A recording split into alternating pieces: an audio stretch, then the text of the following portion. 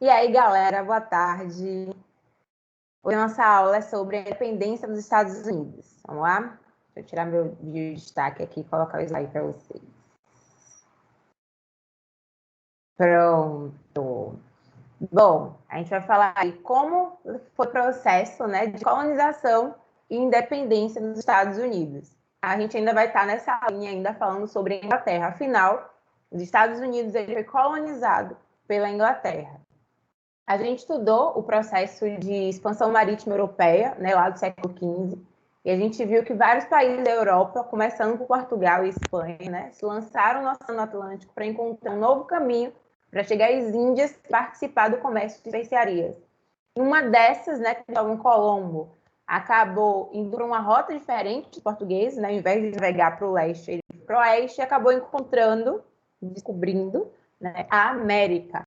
E nessa, vários, né, países europeus vieram para cá, para o nosso continente, para tentar entender o que era essa descoberta de Colombo.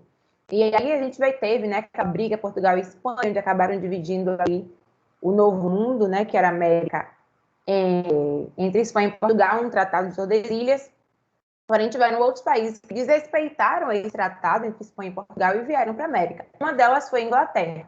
Tá? A Inglaterra chega no ano 1607 na América e vai colonizar 13 regiões, né? 13 colônias, e aí essas 13 colônias é que vai dar origem aos Estados Unidos, tá? As 13 colônias inglesas aqui na América, elas foram colônias de povoamento, diferente do Brasil, que foi uma colônia de exploração, né? Os portugueses iam para cá, exploravam as nossas riquezas e levavam. A questão dos Estados Unidos foi uma colônia de povoamento por vários motivos. Primeiro que os ingleses não encontraram, né, nenhuma riqueza mineral, natural dos Estados Unidos. Né? Os Estados Unidos não tinham um solo bom, não tinha ouro, prata, nada disso. Então, ela tratou, a Inglaterra tratou mesmo a América como um local de povoar. Tá? E quem foi que povoou? Né? A galera que era repulsa lá da Inglaterra. Tipo, por isso que a América ela é vista pelos americanos como uma espécie de salvação, né? Visto que essa galera estava lá sendo perseguida, humilhada nos Estados Unidos, ou humilhada na Inglaterra, e vinha para cá, para a América, né? Fugindo da pobreza, da miséria, da perseguição que estava tendo lá na Inglaterra e vinha para cá. Então, a América, para ele, de fato, era uma mudança de vida, era um novo começo, era uma salvação, era a esperança. Tá? Por isso que essa galera já vinha para cá, tipo, cheio de amor pela América no coração. Quem era esse povo? Era o povo que estava fugindo da crise econômica, tá? Provocada pela lei de cercamentos, que eu falei para vocês, que eram leis que permitiam com que a gente, que era aquela nobreza burguesada, pudesse estender os limites de suas cercas, ter mais áreas, por exemplo, de pasto para as ovelhas, né, que geravam lã para a indústria. E aí os camponeses que estavam nessas áreas acabavam tendo suas terras furtadas e eles ficavam desterrados, né? Sem ter para onde ir, muitos deles acabavam na cidade mendigando ou virando operários nas fábricas. Né? E essa galera via na América a chance de mudar de vida. E então eles abandonaram, muitos deles abandonaram a Inglaterra, entraram nos navios, né, de povoamento e vieram para cá. Tinha também a galera que fugia das guerras da dinastia Stuart, que eram as guerras da Revolução Inglesa, as guerras da Revolução Puritana, a Guerra Civil, que a gente já estudou. Então tinha a galera que fugia porque estava com medo de morrer, né, aqueles conflitos, então muita gente aproveitava e vinha para cá. E tinha um pessoal que estava fugindo das perseguições políticas e religiosas, né? Principalmente os puritanos, que eram perseguidos pelos reis da dinastia Stuart, tá? Então, para todas as pessoas, a América era a mudança de vida, a salvação, ok? Deixa eu voltar aqui. Era essa galera, né, que era chamada de peregrinos, né? Os primeiros colonos, eles eram os peregrinos. E os americanos, né, os estadunidenses, até hoje têm uma admiração muito forte pelos peregrinos, que eles iniciaram, né, a pátria estadunidense. Tá? Bom, e aí temos a divisão das 13 colônias. Tá? A gente vai dividir as 13 colônias inglesas em 3 partes. As colônias do norte, do centro e do sul. O norte e o centro tinham praticamente as mesmas características. Então, a gente vai utilizar assim, norte, centro e sul. Tá? O norte e o centro eram as regiões mais frias, era a maior parte, né, das colônias, e eram as regiões mais frias, né, mais próximas lá do polo. né? Então, ela tinha um solo muito ruim, né? O clima era muito frio, muitos produtos não tinham condições de serem cultivados ali. Então, a economia vai ser um pouco diferente da do sul, né? Que tinha um clima mais ameno. Então, eles vão cultivar minifúndios, né? Que são pequenas áreas agrícolas. Tá? Esses minifúndios vão ser geralmente familiares, tipo agricultura familiar. Tá? Eles vão trabalhar com a policultura, né? Cada minifúndio vão ser vários produtos ali sendo cultivados, né? E a questão, o foco deles era o mercado interno, tá? Então eles queriam desenvolver, né, e crescer no mercado interno. Para desenvolver no mercado interno, quer dizer que os produtos que eles fabricavam era para vender ali dentro. Então eles precisavam que todas as pessoas que vivessem naquela região tivessem condições de comprar, né? Poder de compra, dinheiro no caso. Então, por isso que a escravidão não era tão valorizada nas colônias do norte e do centro. Tá? Não que eles fossem legais, não que eles fossem, tipo, os negros são gente também, não é disso. A questão deles não valorizarem a escravidão era que eles queriam desenvolver o mercado interno. Para isso, eles precisavam que as pessoas fossem assalariadas.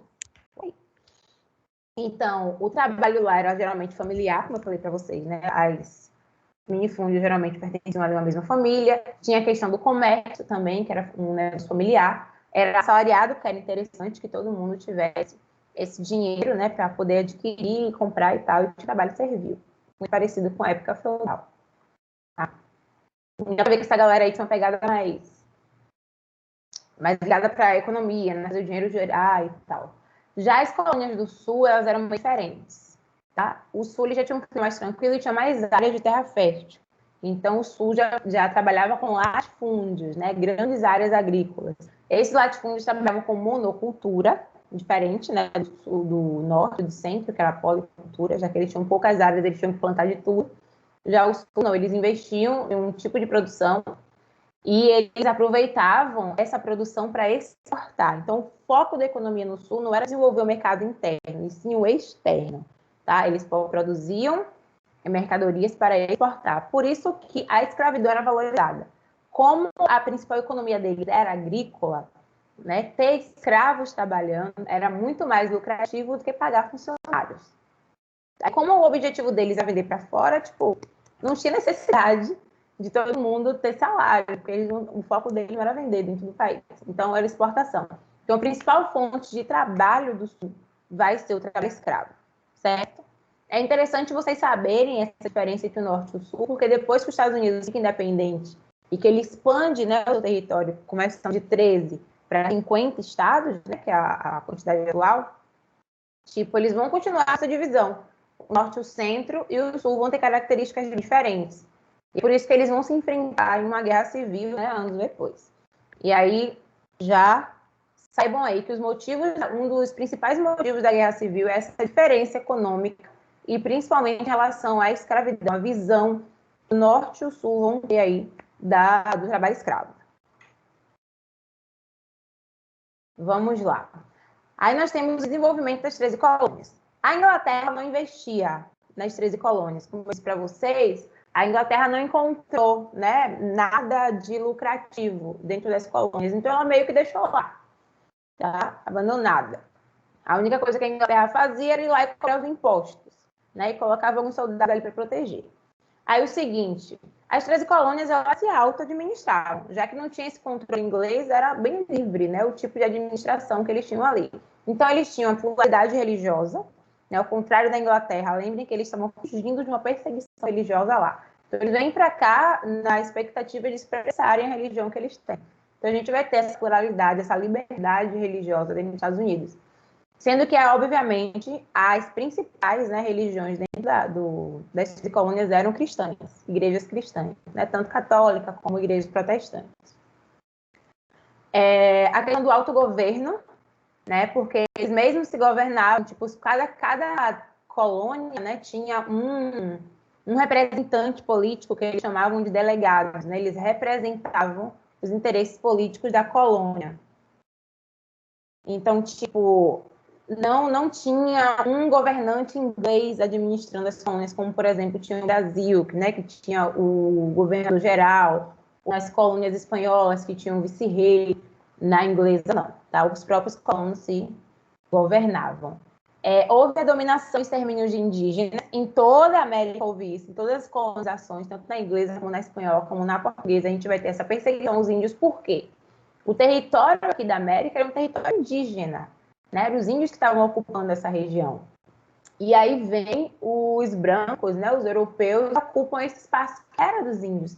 Obviamente, os índios, né, mesmo que de início haja aquela questão de conhecimento mútuo, né, de entender o outro, os índios nunca tinham visto brancos, então eles tentam, né, se conectar de alguma forma. Quando os índios percebem que os brancos estão ali para ocupar aquele espaço, para tirar eles de lá, vai haver, né, o confronto, obviamente.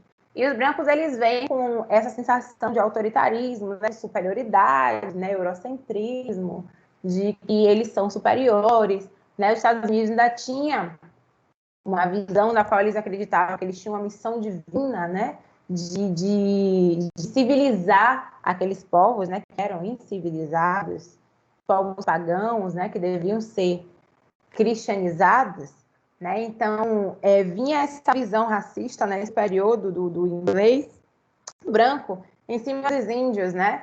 E aí, obviamente, essas relações vão ser bem conflituosas e vão causar algumas guerras, massacres, vacinas, várias doenças, né, que os brancos traziam, né, vírus, bactérias que os índios não estavam acostumados, não tinham anticorpos para proteger.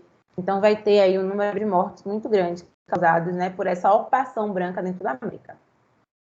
E a economia, né, que era voltada para a agricultura, a pesca e a construção naval. Bom, aí temos as motivações para a independência. Até aí você pode pensar, os Estados Unidos estava tranquilo, né? Eles amavam viver aqui, a galera saía da Inglaterra, vinha para cá com a salvação da pátria, chegavam aqui, eles mesmos, né, administravam, tinham seu governo. Por que se separar da Inglaterra? Bom, por alguns motivos. Trouxe aqui alguns. Primeiro, o desinteresse da Inglaterra incomodava os colonos. Incomodava todo mundo? Não. Mas incomodava uma boa parte, tá? Não era nem a maioria, minha gente, mas principalmente os mais poderosos, assim, sentiam um certo incômodo, né? Nessa resistência que a Inglaterra tinha em investir na colônia. Esse desinteresse acabou sendo o motivo para a separação. Outra foi o desenvolvimento econômico. Os colonos, eles percebiam que eles conseguiam se desenvolver, né, economicamente bem, sem precisar da Inglaterra.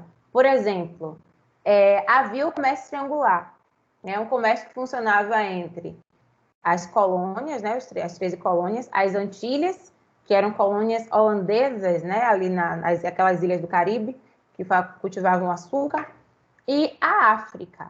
Né? O que é que eles faziam? Os colonos, eles saíam da América, levando dinheiro e alguns produtos, faziam acordos de compra com as Antilhas, eles compravam, né, açúcar, principalmente, o principal produto que era adquirido pelos Estados Unidos era açúcar, porque o clima da América do Norte não tinha como cultivar açúcar nessas condições climáticas.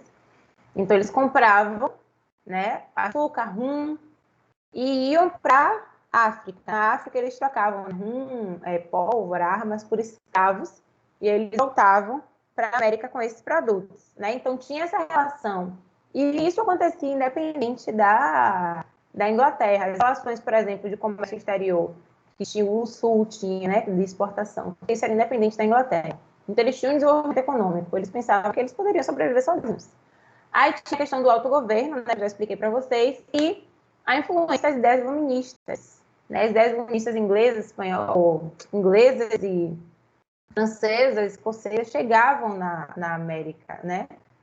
Chegaram aqui no Brasil, inclusive, imagine nos Estados Unidos, que eu tinha esse contato direto com a Inglaterra. Então, eles meio que eram influenciados por essas ideias de liberdade, né, de ideias burguesas, a ideologia burguesa, né, separação entre os poderes, né, legislativo, judiciário, executivo. Então, essas ideias chegam e influenciam, né, o norte-americano. E tem a questão do endividamento da Inglaterra após a Guerra dos 7 Anos. A Guerra dos 7 Anos foi um conflito entre Inglaterra e França. Tá? E é o seguinte, a Inglaterra e França, sabe que elas são inimigas há muito tempo, né? Desde lá, da Idade Média, do século XIV, né? Com a Guerra dos 100 Anos. Tá? Então, elas seguem inimigas e vão ser inimigas ainda por um bom tempo. tá? Então, Inglaterra e França entram em conflito e as colônias vão ser envolvidas, tanto as colônias francesas como as colônias inglesas. Então, meio que a França ataca aqui os Estados Unidos, né? Então, eles vão ser aí, pela primeira vez, essa primeira guerra que eles vão ter que se proteger contra o exército francês. E aí, o seguinte, a Inglaterra vem, né? Manda soldados para treinar os colonos, eles lutam, né? Já começa aí a crescer esse sentimento nacionalista, né, de amor pela sua nação, o patriotismo. A galera estava ali lutando e morrendo pela sua pátria. Isso faz com que você valorize ela ainda mais, né? E aí, depois que a guerra acaba, a Inglaterra vence, os colonos meio que ficam na expectativa, né? Afinal, eles auxiliaram a Inglaterra a vencer. Eles não receberam nenhum valeuzão aí, nada. Fora isso, a Inglaterra venceu a França, porém as dívidas da guerra eram muito altas. E quem ia pagar por isso? Né? Quem ia pagar essas dívidas? Os colonos, obviamente. Então, o controle que a Inglaterra tinha sobre os colonos, que antes era bem livre, agora começou a se intensificar. E eles não estavam acostumados com isso. Esse controle extremo para pagar essas dívidas começou a encher o saco, digamos assim, dos colonos. Tá? Digo aí, desses fatores todos, o principal é essa questão do endividamento, Guerra dos 7 anos. Bom, e aí a opressão inglesa começa através de algumas leis, tá? Foram feitas algumas leis aí que os colonos apelidaram de leis intoleráveis, né? Para intensificar o controle inglês sobre as colônias. Eu trouxe 3 exemplos, né? De todas as leis que foram criadas, eu trouxe 3 aqui. A lei do açúcar, que é chamada também de lei da receita, apelidada de lei do açúcar, porque o açúcar era o principal produto importado, né, pelas colônias. Que eu falei que eles compravam lá das Antilhas, né? Tinha um café também e outros produtos. E aí o seguinte, a questão do açúcar era que o seguinte, os ingleses começaram a cobrar um imposto sobre os produtos importados, principalmente o açúcar, tá? Ou seja, além de ir comprar um produto, que era uma coisa que eles faziam, independente da Inglaterra, agora, para o açúcar entrar na colônia, ou para o café, ou para qualquer outra coisa importada, entrar na colônia, eles tinham que pagar um imposto para o governo inglês, né? As famosas tarifas alfandegárias. E aí isso incomodou muito, né? Porque já era uma dificuldade ter que estar adquirindo esses produtos, ainda agora, além de pagar o valor do produto, vamos pagar o valor do imposto. Segunda lei que eu coloquei aí, a lei do selo, era uma lei para censurar, tá? A lei do selo, ela impedia a liberdade de expressão, né? Que é uma coisa que os feministas batiam aí, né? Tem que haver, lembre de Voltaire, né? Fale o que você pensa, meu filho, vai lá, se expresse sem retaliação. E aí vem a lei do selo para dizer não pode se expressar. Todos os documentos, jornais, tudo, panfleto, tudo antes tinha que ser selado. O jornal de amanhã tinha que estar lá na mão do fiscal para ele ler bonitinho, ver se não tinha nenhuma palavra contra a Inglaterra ou contra o rei, né? Algo incitando violência, incitando alguma coisa. Qualquer coisa que fosse circulada, que fosse para o público, qualquer meio de comunicação, antes tinha que ser com o selo real, tá? Então, as pessoas eram impedidas, né, de falar o que pensavam. Aí tem a lei do chá, que foi a gota d'água assim, para os colonos. Para a proibição dos colonos de participarem do lucrativo negócio do chá. Vocês sabem que a Inglaterra, né, tem ali um costume muito forte de tomar chá. E esse costume passou para o americano, né, estadunidense. A galera toma chá das 5, chá das 11, chá das 10 horas. E aí o seguinte, não podia, né, vender esse chá, era super lucrativo. Imagina, você vender uma coisa que todo mundo toma toda hora. Então era lucrativo vender esse chá. E aí vem a Inglaterra, fundou a empresa, né, que era a Companhia das Índias Ocidentais. E a Inglaterra diz, só pode comprar, né, esses produtos na mão da Companhia das Índias. Agora o monopólio comercial vai ser da Companhia das Índias Ocidentais. E os colonos ficam revoltados, né? Tem um evento de protesto que é chamado de Festa do Chá de Boston, onde eles se vestem de índios, sobem nos navios da Companhia das Índias e jogam todo o carregamento no mar, né, revoltado ali em protesto. E a Inglaterra vem, quer uma indenização, né, deixa o porto de Boston, que era o principal porto dos Estados Unidos, fechado, até que a indenização seja paga, tá? Então, essas leis elas vão gerar uma série de transtornos. Tem outras leis também, né? Fora a lei do quartelamento, enfim, que a galera é obrigada a dar abrigo dentro de suas casas para os soldados ingleses. Então, tipo, tudo isso estava causando problemas dentro das colônias, né? Estava deixando os colonos bastante chateados. E aí eles reúnem, fazem um primeiro congresso em Filadélfia, né? Onde os 13 delegados, os 13 representantes de cada colônia, eles vão discutir o que vão fazer. Nesse primeiro congresso, eles não querem, na verdade, a maioria dos colonos, eles não querem se separar da Inglaterra, eles estão acostumados, eles estão muito bem assim. Então, eles fazem um juramento de fidelidade à Inglaterra, né? Enviam lá para o rei George III, mas eles pedem, né, que o rei George reconsidere, anule as chamadas leis intoleráveis. Se isso ocorrer, eles vão continuar fiéis à Inglaterra forever. Só que o rei, tipo, não, vou manter as leis. Não aceita a reivindicação, não aceita abaixo-assinado lá dos 13 delegados. Então, eles fazem um segundo congresso, né? Se reúnem aí pela segunda vez. E nesse segundo congresso, eles vão expressar o desejo deles de independência, né? Eles sentam ali, redigem a Declaração de Independência dos Estados Unidos, aquele texto tão bonito, totalmente iluminista, né? Escrito ali por Thomas Jefferson. E eles leem, discutem bastante e decidem assinar a Declaração de Independência, né? Depois de assinado, eles comunicam ali ao governo inglês, né? Tipo, ó, valeu aí por tudo, mas a gente agora é independente, tá? Essa declaração é assinada em 4 de julho de 1776, por isso ele é considerado o dia da independência. Só que não é tão fácil, né? É óbvio que a Inglaterra não ia dizer, valeu, ó, vocês assinaram aí, então, massa, sejam livres, vão com Deus. Só que não, né? O rei George, ele não aceita a independência dos Estados Unidos, ele declara guerra às colônias, né? E começa o conflito. O que eu acho interessante é que, quando a gente fala na independência dos Estados Unidos, em relação às guerras e tal, fica parecendo que a guerra foi muito fácil de ser vencida, né? Fica parecendo que todos os colonos estavam ali a favor, mas não. A maioria dos colonos não eram a favor da independência, tá? Muitos deles queriam continuar. Só que tem aquela galera que estava acima, né? Que estava no poder. Então, eles decidiram pela separação.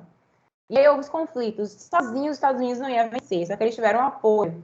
Eles tiveram apoio da Inglaterra, eles tiveram apoio da França, que era a grande rival da Inglaterra, e da Espanha, que também estava ali para auxiliar os colonos a se livrarem da Inglaterra. Né? Qual era o objetivo da França e da Espanha? Enfraquecer a Inglaterra. Eles pensaram, se a Inglaterra perder as colônias, ela vai ficar fraca, né? Vai ser um rombo muito forte. Então eles enviaram soldados, dinheiro para ajudar nas guerras. Foram várias batalhas, algumas a Inglaterra venceu, outras os colonos venceram, e o resultado final foi que os Estados Unidos, né, com esse apoio forte aí da França e da Inglaterra, conseguiram derrotar a Inglaterra, né, que o rei George teve que assinar ali sua rendição e aceitar a independência dos Estados Unidos. Independente, os Estados Unidos, no ano de 1777, eles fizeram sua primeira Constituição, que era uma Constituição super inovadora, tá? Bem diferente dos países, né, que ficaram independentes depois. Lembrando que os Estados Unidos é o primeiro país da América independente, e ele tratou de apoiar a independência de todos os outros países, até a nossa. E aí o seguinte, só que os outros países da América que foram ficando independentes, eles foram assumindo, na maioria, governos monárquicos, tipo o Brasil, virou império. Os Estados Unidos não, ele inovou e trouxe uma república, não qualquer república, uma república federalista, né, e presidencialista, tá? A república federalista quer dizer que cada estado, né, ele tem uma certa autonomia, né, para tomar as decisões dentro do estado, tipo o presidente ele não pode atuar dentro do estado sem a aprovação do governador e tal. E o presidencialismo, né, quer dizer que teria um presidente eleito, obviamente, e ele seria, né, tanto chefe de estado como chefe de governo. Já que na Inglaterra a gente tem uma monarquia parlamentarista, né, que essa função é dividida, o rei é chefe de estado e o primeiro-ministro é chefe de governo. No caso, os Estados Unidos não quis copiar isso da Inglaterra. Ele fez um governo presidencialista onde o presidente une as duas funções, tanto de chefe de Estado como de chefe de governo, certo? E coloca ali dentro da Constituição várias ideias iluministas, como a divisão dos 3 poderes, né, estabelecida ali por Montesquieu, tá? A ideia de liberdade, o liberalismo promovido ali por John Locke, com aquela ideia dos direitos naturais, a vida, a liberdade e a propriedade, tá? Pega ali também a liberdade de expressão de Voltaire, né? A liberdade religiosa também proposta por Voltaire. Então, ele vai ser, os Estados Unidos hoje ele é conhecido como um dos países mais liberais, né, do mundo. Sendo que algumas coisas são meio contraditórias dentro da Constituição americana, com a ideia do voto, né? Eles dão a todos os cidadãos o direito a todas as pessoas o direito de cidadania, porém eles excluem alguns. Por exemplo, as mulheres elas eram excluídas, né, desse direito à cidadania, as pessoas pobres eram excluídas da cidadania, visto que os Estados Unidos adota a ideia do voto censitário, que é aquela expressão, né, que para votar você deveria ter uma renda mínima que o governo exigiria. Não é pagar para votar, é ter essa renda. É para votar, você tem que ser aquele cara que tem um salário, uma renda anual a partir de tantos dólares, né? E aí você está abaixo disso, não vota. As mulheres, as pessoas mais pobres, os escravos, obviamente, a escravidão continua, mesmo com esse liberalismo todo, direito à liberdade, né? É um direito inalienável do homem, é um direito natural, porém vamos ter escravos, vai entender, né? Contradição. Então, os Estados Unidos tinham escravos, né? Eles estavam excluídos da cidadania, porque eles eram escravos, obviamente. E os indígenas, né, que apesar de serem nativos ali da América, eles não participavam desse direito à cidadania. Tá? Muitos índios, inclusive, foram lançados, né, para fora de suas terras. Os Estados Unidos ele fez uma reserva natural em Oklahoma, quando eles trataram de aumentar o território, e colocaram os índios nessa reserva natural. Os índios tinham 3 ações, digamos assim, né? Ou se unir e viver como um americano, tá? Ou ir para essa reserva natural morrer, né, nas guerras contra os índios, infelizmente. E foi assim que os Estados Unidos ficou independente, tá? Fiz um resumão aí, mas eu espero que tenha dado para vocês entenderem. Agora vocês vão responder a atividade que eu coloquei para vocês, certo? E qualquer dúvida, falem comigo no chat ou então na próxima aula a gente conversa. Tira as dúvidas. Beijo, meu povo. Tchau.